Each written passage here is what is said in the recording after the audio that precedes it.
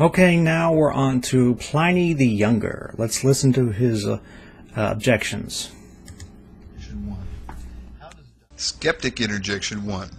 How does dying for one's belief verify the actual existence of Jesus? The sincerity of a belief does not necessarily make the belief true. How does this passage specifically confirm a historical Jesus and not just the existence of Christians in Rome? Answer. Pliny states Christians worshipped Christ as if he were a god. This indicates one who would not normally be considered a god, such as a human who was exalted to divine status.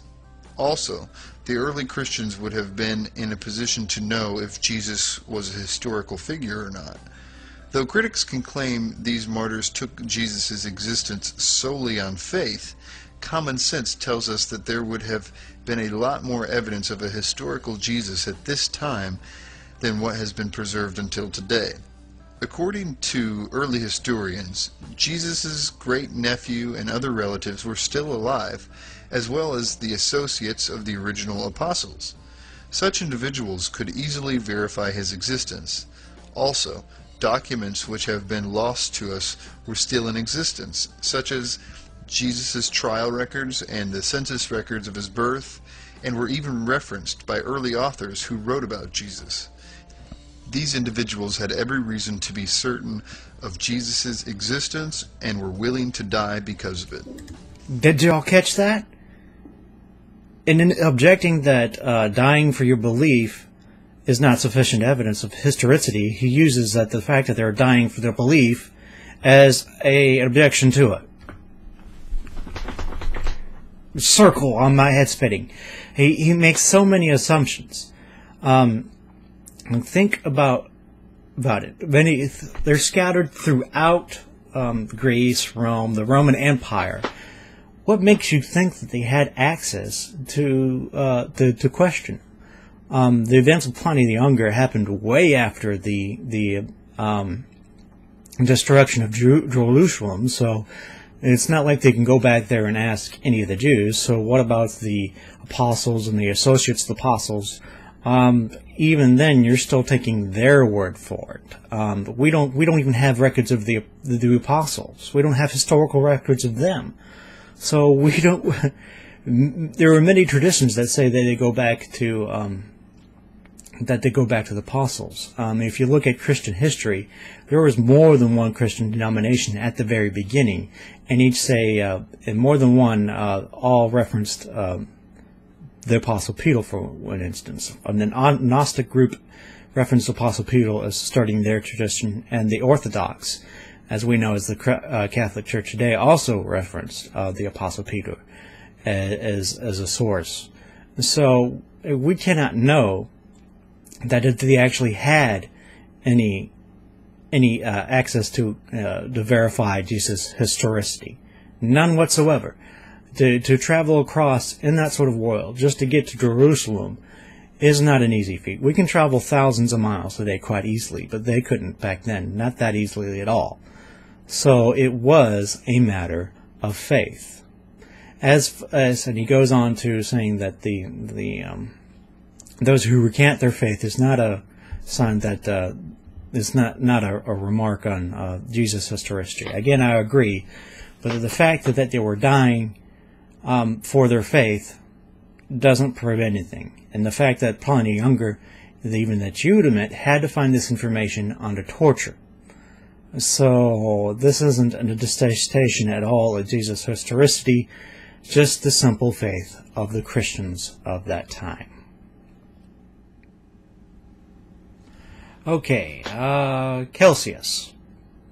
So what? So Celsius didn't bother to say Jesus didn't exist, and that it is most probably that he used Jewish sources.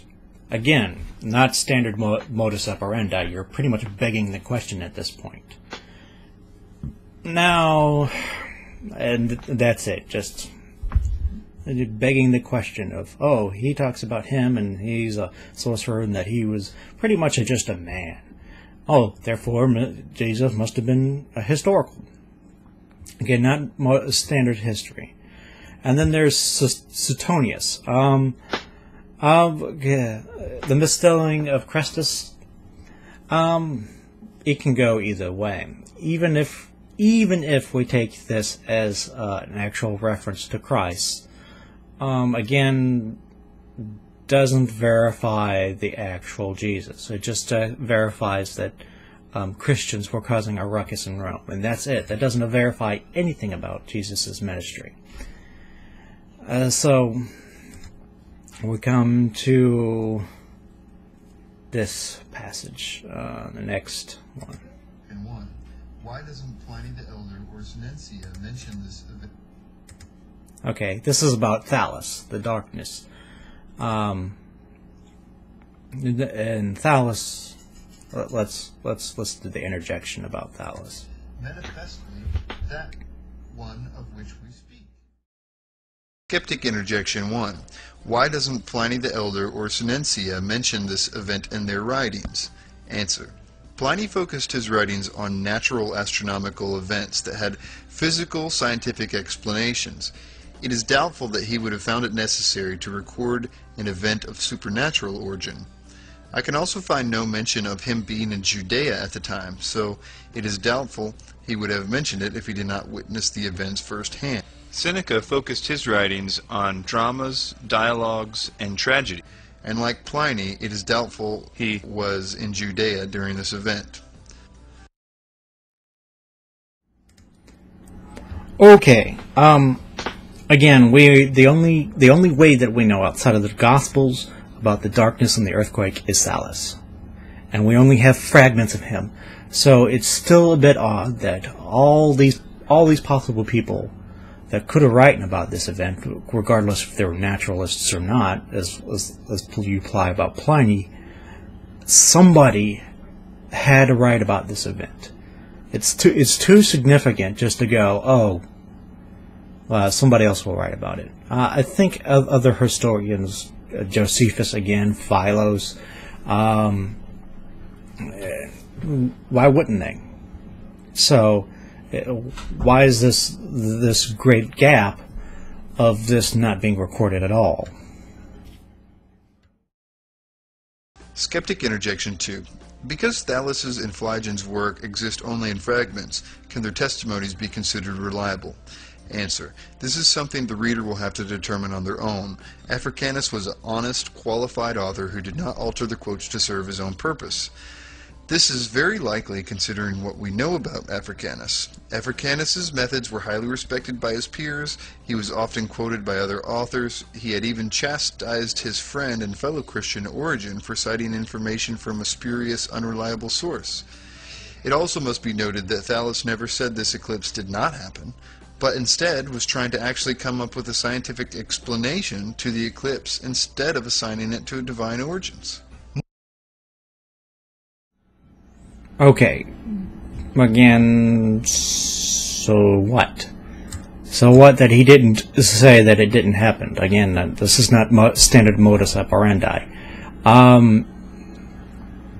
Even if we again assume this, we still why isn't somebody else talking about this?